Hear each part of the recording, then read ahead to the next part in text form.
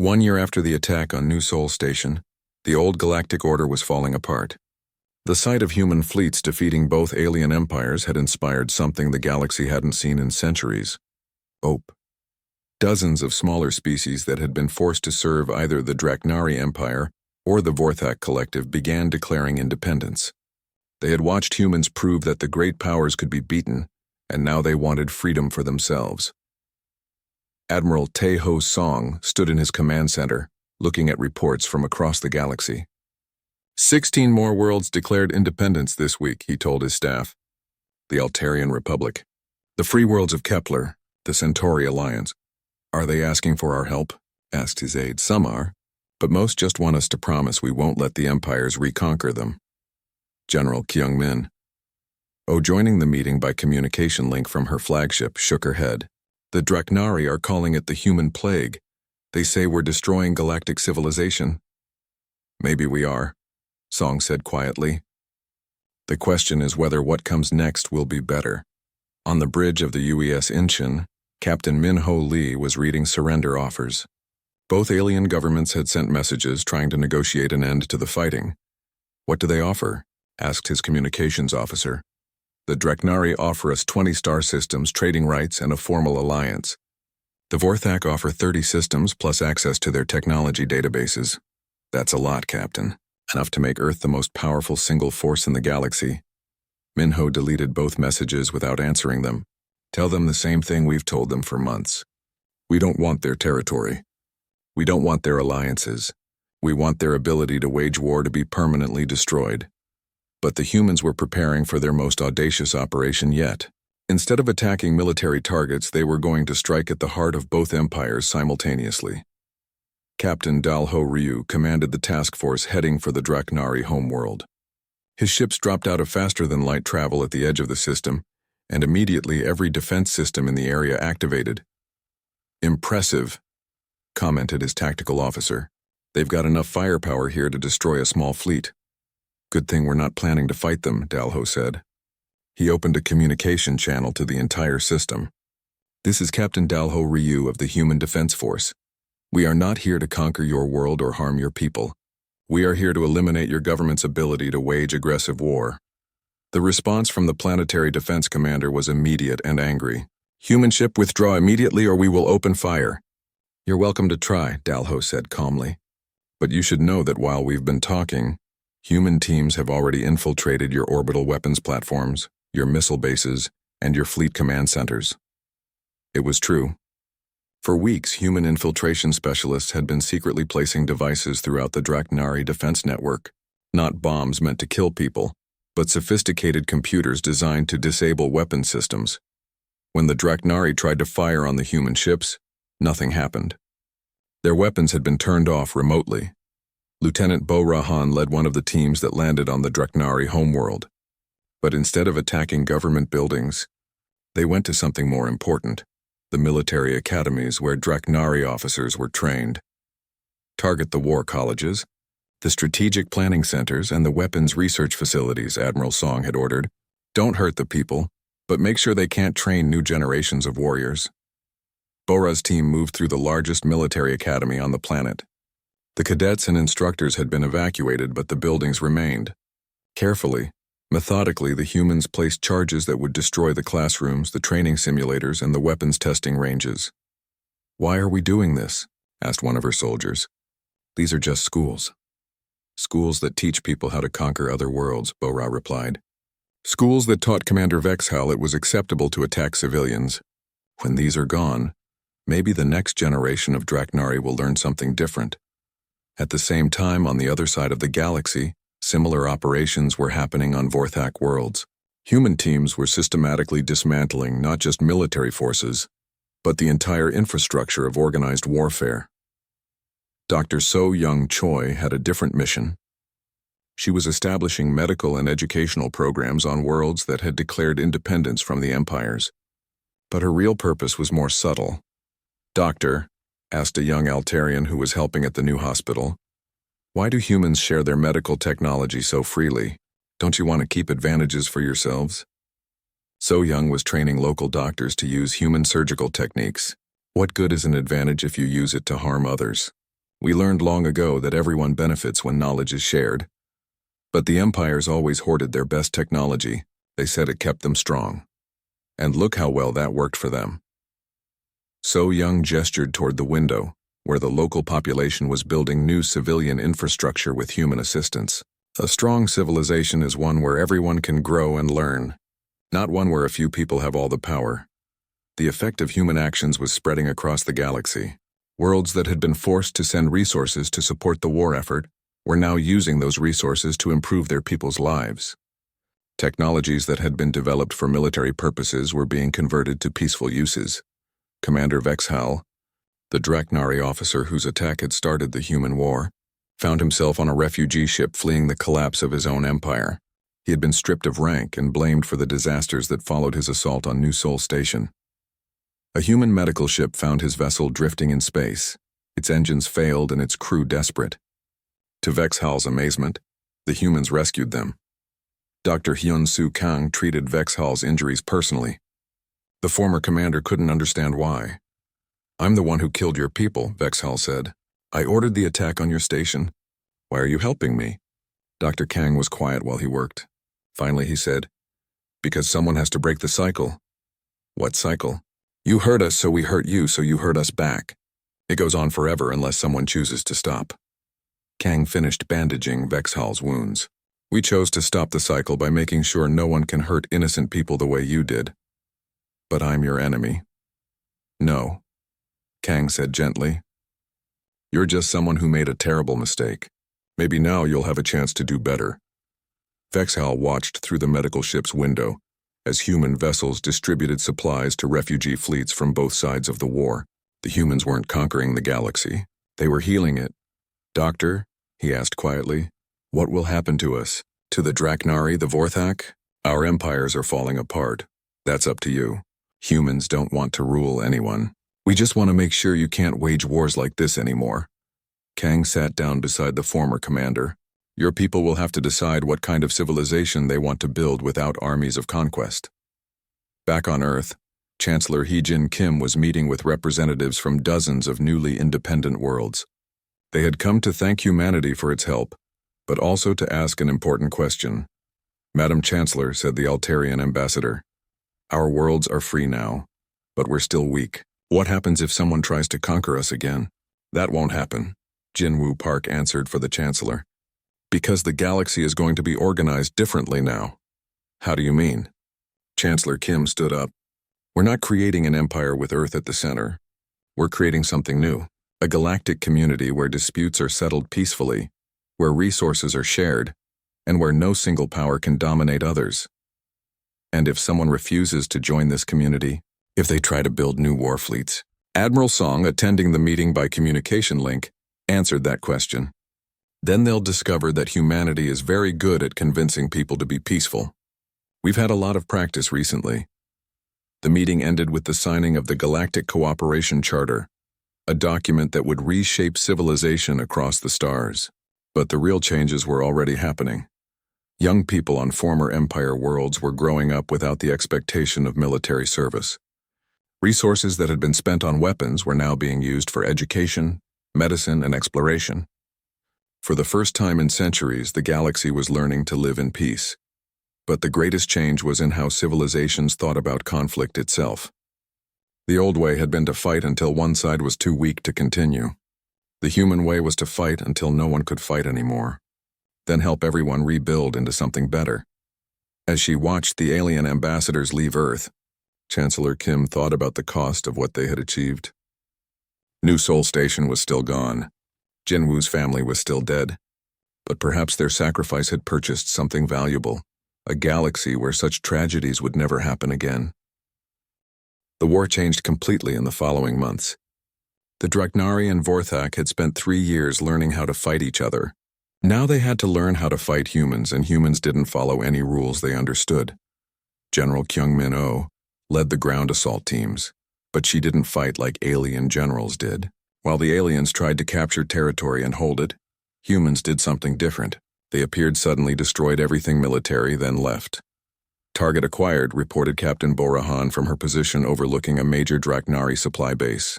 17 warehouses full of weapons, fuel, and ammunition. No civilian structures within the blast area. Confirmed, General O replied from the command ship above. Execute mission. The human strike team moved like shadows. They placed their charges precisely, not to cause the biggest explosion, but to make sure the base could never be used again. When the bombs went off, the weapons depot was destroyed, but the nearby civilian city was untouched. By the time Draknari reinforcements arrived, the humans were gone. Not back to their ships, not to a defensive position, just gone like they had never been there. This happened again and again across the galaxy. Human teams would appear at critical military targets, destroy them completely, then vanish. The aliens tried to predict where the humans would strike next, but they couldn't. Commander Jae-Sung Lim's intelligence network had grown beyond anything the aliens thought possible. Not only could humans intercept alien communications, they had begun to infiltrate alien societies themselves. Both governments are trying to coordinate their response, Jae-Sung reported to Admiral Song. The Draknari want to attack Earth directly. The Vorthak think they should try to negotiate. What about their joint defense plan? Jae-Sung smiled. They're planning to meet at the Rigel system tomorrow. 12 Draknari fleets and 8 Vorthak battle groups. They think if they combine forces, they can defeat us. Do they know we've been reading their communications for 6 months? They're about to find out. The Battle of Rigel was supposed to be the aliens' great comeback. For the first time since the war began, Draknari and Vorthak ships would fight side by side against their common enemy. Captain Min Ho Lee's fleet arrived at Rigel 3 hours before the alien ships got there. All ships, take positions around the gas giant, Lee ordered. Remember, we're not here to fight fair. We're here to end this. When the alien fleets dropped out of faster-than-light travel, they found the human ships waiting for them, but not in any formation they expected. The humans had positioned themselves inside the rings of debris around the gas giant. When the aliens opened fire, their energy beams hit the rocks and ice instead of human ships. Meanwhile, human weapons fired back from cover. "This is impossible," shouted the Draknari fleet commander. "How did they know we were coming?" His Vorthak counterpart was staring at his tactical display. "Look at their positions. They've been here for hours. They knew our entire plan. The battle was a disaster for the aliens. Human ships used the debris field like a maze, appearing and disappearing while alien weapons hit nothing but empty space. When it was over, both alien fleets had lost more than half their ships. But again, the humans did something unexpected. They offered medical aid to the survivors. Captain Yoonji Seo's ship, the Gwangju, docked with a crippled Vorthak cruiser. Instead of Marines with weapons, she sent doctors with medical supplies. "Why are you helping us?" asked the Vorthak ship's captain. His leg was broken and his ship was slowly losing air. "Because the war is already over," Yoonji said simply. "You just don't know it yet." Dr. Hyun-Soo Kang, the fleet scientist, was studying the alien prisoners and wounded. What he found surprised him. "Admiral," he reported to Song, "I've been interviewing the captured officers. Most of them don't want to fight anymore. They're only fighting because their governments force them to." Explain. "The Draknari Empire and the Vorthak Collective are not democracies like Earth. The leaders stay in power by keeping the war going. If the war ends, the people might ask uncomfortable questions about why so many died for nothing." Admiral Song was quiet for a moment. "So this war isn't really about territory or resources?" "No, sir. It's about the alien leaders keeping their jobs. The longer the war lasts, the more powerful they become. This gave the humans a new strategy. Instead of just destroying alien fleets, they began targeting the war-making ability of both governments. Engineer Young-Sik Bae led teams that captured alien shipyards instead of destroying them. But they didn't use the facilities to build human ships. Instead, they converted them to build hospitals, schools, and civilian transports. "We're sending a message," Young-Sik explained to his teams. "We're showing the alien people what their governments could have built instead of warships." The effect was immediate. On dozens of alien worlds, civilians began asking questions. Why were their taxes going to build weapons when they needed medicine and food? Why were their children dying in a war that seemed to benefit only the people in charge? Meanwhile, both alien governments were growing desperate. 3/4 of their fleets had been destroyed or disabled. Their supply lines were cut. Their military bases were ruins. The Draknari High Council met in emergency session. "We must use the planet-killer weapons," argued General Sekthar. "It's the only way to force the humans to negotiate. If we destroy human worlds, they'll destroy all of ours, replied Counselor Velkan. Have you seen what their weapons can do? Then what do you suggest? Surrender? Maybe. Maybe we should listen to what they actually want. On the Vorthak homeworld, the same discussion was happening. The collective's leaders were realizing that humanity had never asked for surrender, had never demanded territory or resources, had never even tried to communicate with the alien governments. What do the humans want? Asked Prime Collective Zarthek. That's the terrifying part, replied his intelligence chief. We don't think they want anything from us at all. Impossible. Everyone wants something. Sir, our analysis suggests the humans have only one goal: to make sure this kind of war never happens again. Not just between us and them, but between anyone. Back on Earth, Chancellor Hee-Jin Kim was reading reports from across the galaxy. The news was better than she had hoped. 17 Draknari worlds have declared independence from the Empire, Jinwoo Park reported. They're setting up democratic governments and asking for human aid in rebuilding. What about the Vorthak? Similar situation. The collective is falling apart. Individual worlds are making separate peace treaties with us. Admiral Song entered the room. Madam Chancellor, both alien governments are requesting formal negotiations. After 6 months of getting beaten, now they want to talk? Hee-Jin sounded tired. What should we tell them? Hee-Jin was quiet for a long time. Outside her window, Earth looked the same as it always had. Green and blue and peaceful, but the galaxy around it had changed forever. Tell them we'll consider negotiations when they no longer have the ability to wage war on this scale. When their fleets are gone, their weapons factories destroyed, and their people are free to choose their own governments. And if they refuse, then we continue until they no longer have a choice. Admiral Song nodded and left. Jinwoo Park remained behind. Ma'am, do you think we're doing the right thing? Hee-Jin thought about New Seoul Station, about Jinwoo's daughter and grandson, about all the people who had died because alien leaders chose war over peace. Jinwoo, for 3 years we tried to stay out of their war. We offered medical aid, refugee assistance, diplomatic mediation. They responded by killing our children. She stood up and walked to the window. Now we're giving them something else. We're giving them peace, whether they want it or not. Earth changed in 3 days. The peaceful planet that had refused to fight for 3 years became something else entirely. Something the galaxy had never seen before. Every factory on Earth stopped making civilian goods. Car manufacturers started building tank parts. Computer companies began producing military targeting systems. Shipyards that had built exploration vessels and cargo haulers started welding together weapons of war. But these weren't normal weapons. Human engineers had spent 3 years watching the alien war, studying every battle, learning from every mistake. They knew exactly what didn't work. Now they built things that would Fleet Admiral Taeho Song stood in the command center of Earth's biggest military base. Around him, screens showed the construction of humanity's war fleet. Ships were being built faster than anyone thought possible. How long until the first fleet is ready? Asked General Kyung-min-oh. 72 hours, Taeho said. The Incheon and 15 other ships, all equipped with technology the aliens have never seen. Kyung-min looked worried. Admiral, we've never fought a real space war before. These aliens have been fighting for hundreds of years. Taeho smiled, but it wasn't a happy smile. General, they've been fighting each other. Same tactics, same strategies, same thinking for centuries. We've been watching them make the same mistakes over and over. Now we're going to show them what happens when someone fights differently. Captain Min-ho Lee stood on the bridge of the UES Incheon. His ship looked almost the same as before, but everything important had changed. New weapons, new shields, new engines. Most importantly, new tactics loaded into every computer. His crew was different too. For 3 years, they had watched refugees and tried to stay neutral. Now they had a purpose. Their faces were hard, focused. They all knew someone who had died at New Seoul Station. Captain, his navigation officer reported, we're ready to jump to the Kepler 442 system. Min-ho nodded. Kepler 442 was where the alien fleets were fighting their biggest battle of the war. Both sides had sent everything they had. It was supposed to be the final fight that would decide who won. All ships, this is Admiral Song, came the voice over the communication system. Remember, we're not here to win their war. We're here to end it. Both sides are the enemy now. Both sides will learn what happens when you attack innocent humans. The human fleet jumped into faster-than-light travel. When they came out, they were in the middle of the biggest space battle in galactic history.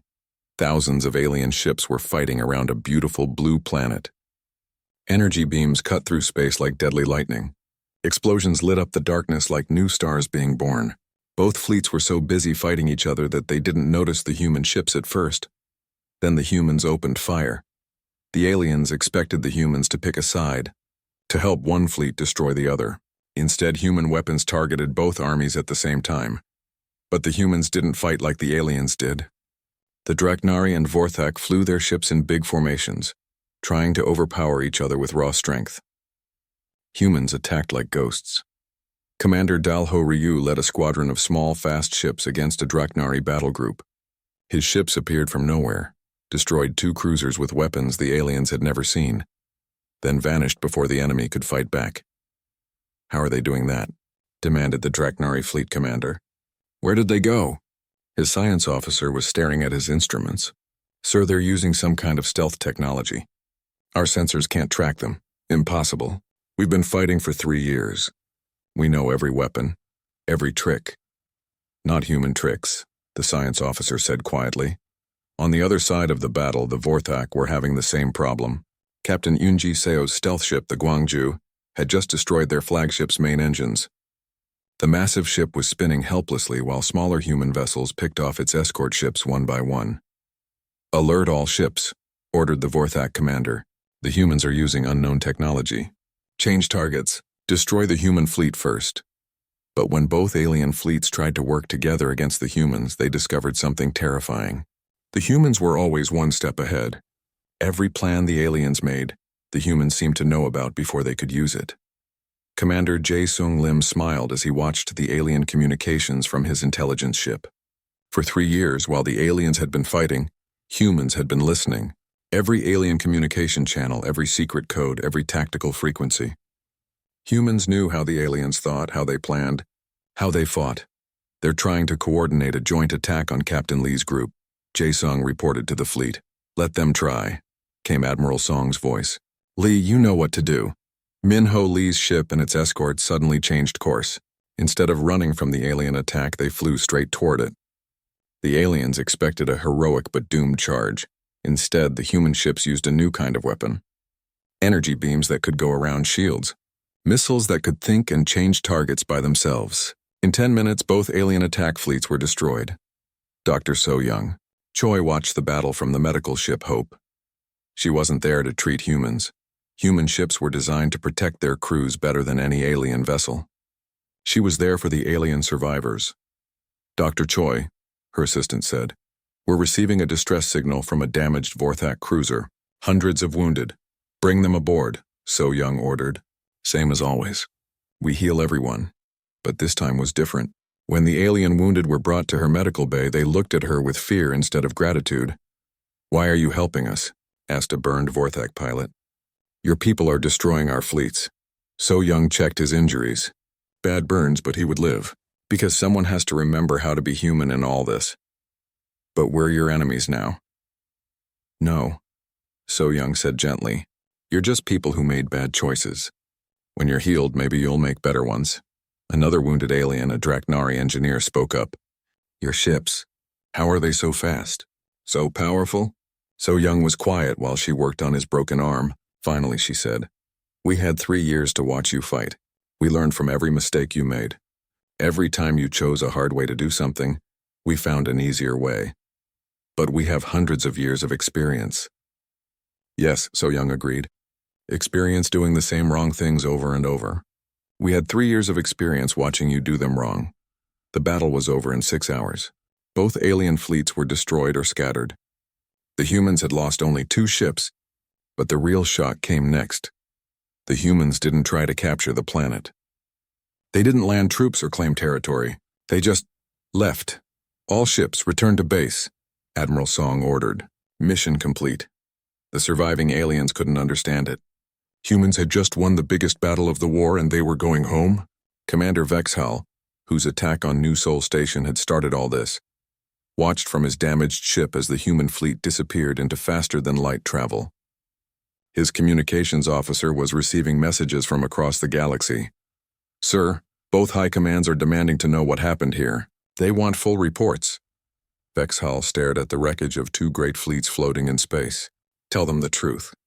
Tell them that humanity has joined the war, and tell them that we're all going to lose.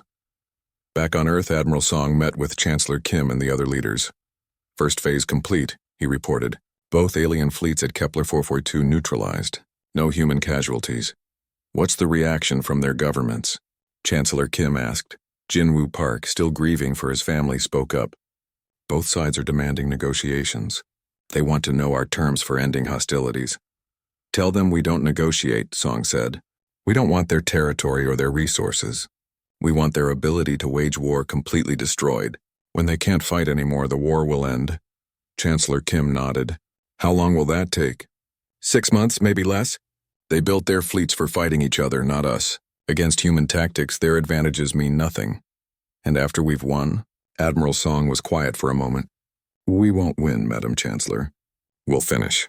There's a difference. 6 months later, the war had grown worse. Both alien armies were getting desperate. They had lost so many ships and soldiers that they were running out of ways to fight each other. That's when Commander Vexhall of the Draknari fleet made the biggest mistake in galactic history. Vexhall was tired and angry. His fleet had been fighting for 3 years without a real victory. His commanders were asking questions he couldn't answer. Why were they losing so badly? How did the Vorthak keep getting better weapons? It has to be the humans, he told his officers on the bridge of his flagship. They say they're neutral, but look at the facts. The Vorthak are winning battles with technology they didn't have before. His intelligence officer, a young Draknari named Crixton, looked nervous. Commander, our spies have found no proof that humans are helping the Vorthak. Of course there's no proof. Vexhall slammed his fist on the control panel. The humans are clever. They hide their help well. Vexhall pointed at a star map showing human space. Right in the middle was a space station orbiting Mars. New Sol Station. They say it's a research facility, but look where it is. Perfect position to supply the Vorthak fleet. Crixton studied the map. Sir, our long-range scans show only civilian traffic. Scientists, families, research equipment. Exactly what they want us to see. Vexhall's eyes glowed with angry fire. I'm going to show the humans what happens when they interfere in our war. One demonstration strike, just enough to make them stop helping our enemies. Commander, if you're wrong, I'm not wrong. But deep inside, Vexhall knew he might be. He was just too proud and too desperate to care. On Mars, Admiral Donghyun Yoon was having lunch with his family. His daughter and grandson were visiting from New Sol Station. They were excited because the boy had just been accepted into the station's youth science program. Grandpa, the boy said, when I grow up, I want to design spaceships like you. Donghyun smiled. Maybe by then the galaxy will be peaceful. You can design ships for exploration instead of war. His daughter laughed. Dad, you always were an optimist. That's when the alarm started. Donghyun jumped up, his meal forgotten. His communication device was screaming with emergency signals. Unknown fleet approaching Mars. All defensive units respond immediately. He kissed his daughter goodbye and ran for his ship. He didn't know it would be the last time he would ever see her. At New Sol Station, Commander Sujin Nam was in the middle of a safety drill when the attack began. The station's sensors picked up the Draknari fleet while they were still an hour away. This has to be a mistake, her second officer said. Why would they attack a civilian research station? Sujin was already moving. Doesn't matter why. Begin evacuation procedures. All civilian ships prepare for emergency departure. The station had 50,000 people on it. Scientists, engineers, teachers, families. Children playing in the parks between the laboratory sections. Old people enjoying their retirement in the peaceful spinning gardens. Sujin ran through the corridors, her voice echoing from every speaker. This is not a drill. All civilians to evacuation ships immediately. Leave everything behind. Move, move, move! But there wasn't enough time. There were never enough evacuation ships. The station had been built for research, not for war. The Draknari fleet came out of faster-than-light travel like angry meteors. 12 heavy cruisers with enough firepower to level a city. Their weapons locked onto New Sol Station. Vexhall stood on his bridge watching the peaceful station through his viewscreen. For a moment he hesitated. It really did look like a research facility. He could see children's playgrounds, civilian ships trying to evacuate. But it was too late to stop now. His entire fleet was watching. The war had made him desperate, and desperate people do terrible things. Fire, he ordered. The plasma beams hit New Sol Station like the hand of an angry god. The station's shields, designed to stop space rocks and small debris, melted like ice in fire. Entire sections of the station exploded into space. Admiral Dong Hyun-yoon arrived with the Mars Defense Fleet, just in time to watch his daughter die. Soo Jin-nam managed to save 15,000 people. 35,000 died in the first attack. Another 15,000 were trapped in the wreckage, slowly suffocating as their air leaked into space. The attack lasted only 10 minutes. When it was over, New Sol Station was gone. In its place was a cloud of burning metal and frozen bodies spinning slowly around Mars. Dong Hyun-yoon stood on the bridge of his flagship, staring at the wreckage where his family had been.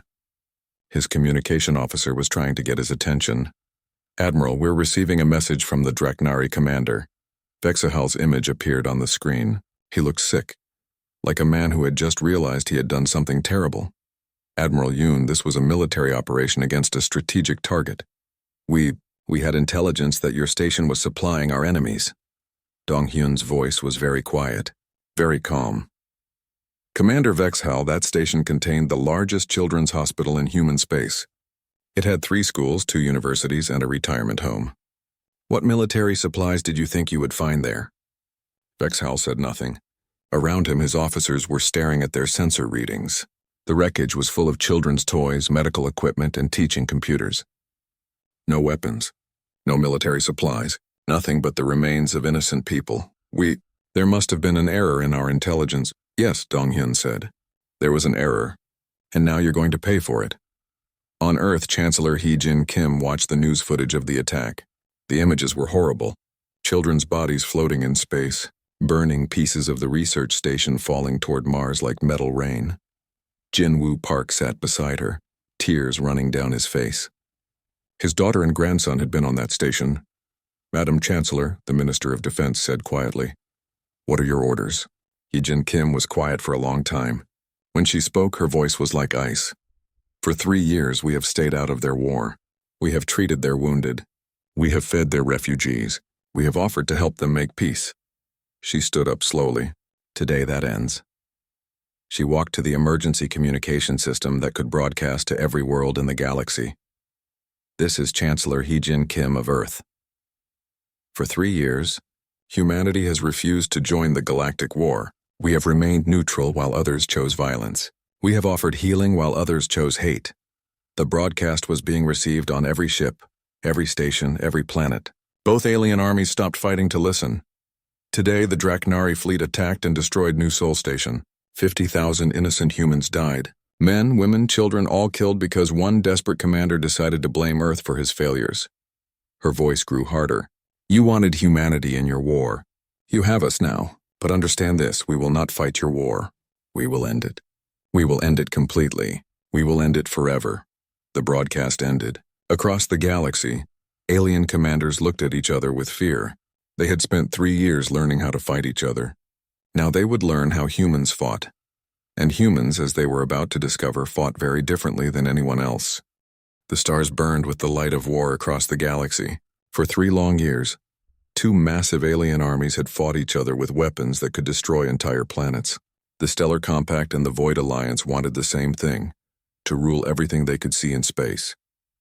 Ambassador. Jin-woo Park stood in the great meeting hall on Earth. Around him sat the leaders of humanity from every nation. The room was quiet except for the soft hum of computers. Outside the windows, Earth looked peaceful. Green forests, blue oceans, white clouds. No one looking at it would guess that the rest of the galaxy was tearing itself apart. Jin-woo held a small device in his hand. It contained messages from both sides of the war. Both wanted the same thing from Earth. Both were begging. "The Draknari came to us again yesterday," Jin-woo said to the room. "They want our fusion power technology. They say with our help they can end the war quickly." Chancellor Hee-jin Kim, the leader of Earth's government, nodded. She had heard this before, many times. "And the Vorthak?" she asked. "The same. They want our computer systems. Our medical technology. Our ships." Jin-woo put the device on the table.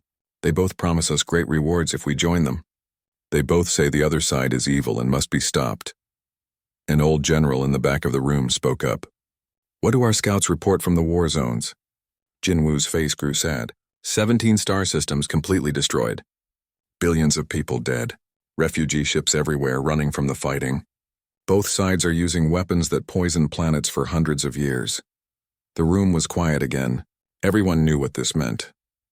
This was not a war that anyone could win. It was just destruction that would go on until everything was dead. Chancellor Hye-jin Kim stood up. She was a small woman, but when she spoke, everyone listened. "Send the same message we have sent for 3 years," she said. "Earth will not join this war. We will help refugees. We will treat the wounded from both sides. But our ships stay home." Far above Earth, in the darkness of space, Captain Min-ho Lee walked through his ship. The UES Incheon was huge, longer than many cities. It had weapons that could crack a moon in half and shields that could stop almost anything. Around Earth, hundreds of ships like this one floated in perfect formations. Min-ho stopped at a window and looked out at the stars. Somewhere out there, people were dying. Good people who just wanted to live in peace. His crew knew this too. They all wanted to help. "Captain," his second officer said, walking up behind him, "another refugee ship just passed our sensor grid. Vorthak civilians. Their ship is badly damaged." Min-ho nodded. "Send repair teams and medical supplies." "Standard protocol, yes sir."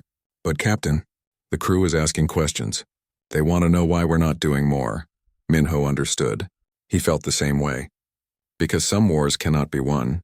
They can only be survived. "Our job is to make sure Earth survives." The officer looked confused. "But sir, we have the best ships in the galaxy. The best weapons. We could end this war in months, could we?" Min-ho asked. "Or would we just become another side in the fighting? Another army trying to rule the galaxy?" He pointed out at the stars.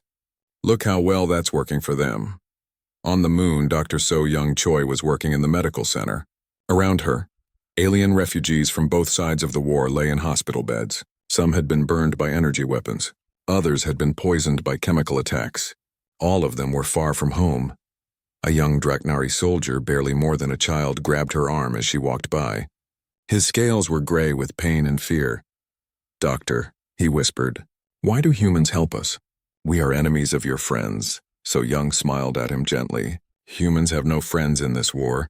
We have only people who need help. But the Vorthak killed my family. They destroyed my world. And Draknari weapons killed Vorthak families too," So Young said. "When you are well, you can choose to hate again. But here now you are just someone who needs healing."